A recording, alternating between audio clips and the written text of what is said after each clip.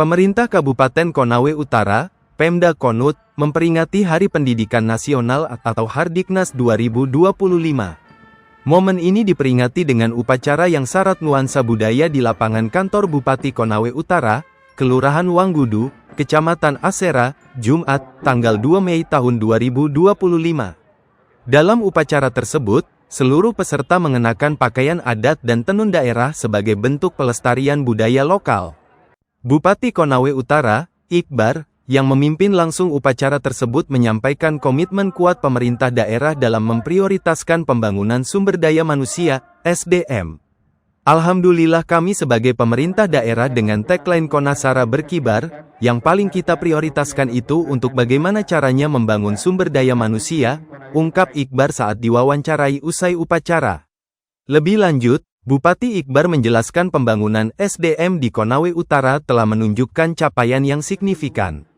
Di Kabupaten Konawe Utara ini indeks pembangunan manusia kita ini sudah di angka 72 sekian %. Artinya bahwa mulai dari sektor pendidikan untuk beasiswa baik tingkat SD, SMP, maupun perguruan tinggi itu semua sudah kita gratiskan, katanya.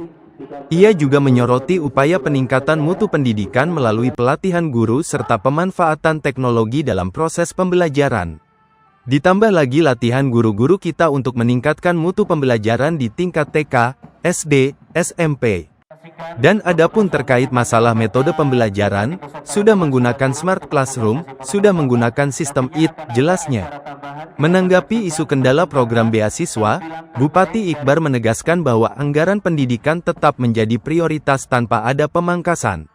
Kalau persoalan kendala tidak ada kendala, hanya kebetulan berdasarkan Inpres nomor 1 tahun 2025 ini cuma persoalan tertunda saja, karena efisiensi anggaran harus kita sesuaikan dulu, tapi insya Allah kita di Kabupaten Konawe Utara tidak ada efisiensi terkait masalah di Dinas Pendidikan, tidak ada. Tuturnya, ia memastikan bahwa beasiswa bagi mahasiswa asal Konawe Utara tetap dibayarkan sepenuhnya, dengan sistem berbasis capaian akademik. Tetap kita bayarkan mahasiswa kita yang berkuliah di 121 universitas, yang kurang lebih sekitar 2.221 anak, semua tetap kita harus bayarkan secara gratis. Hanya metode pembayarannya nanti berdasarkan dengan kualifikasi nilai. Umpama untuk mendapatkan beasiswa gratis, pemodokan gratis, maupun operasional, dia harus minimal 3,0 sampai 4,0, jelasnya.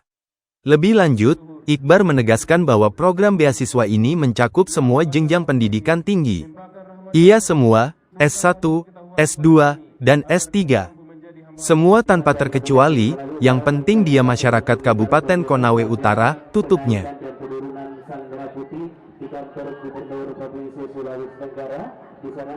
Sama Pak? Itu masih tetap kita laksanakan. Masih tetap dianggarkan Pak ya? Masih tetap. Semua, tanpa terkecuali, yang penting dia Kabupaten Konawe Utara, masyarakat Kabupaten Konawe Utara.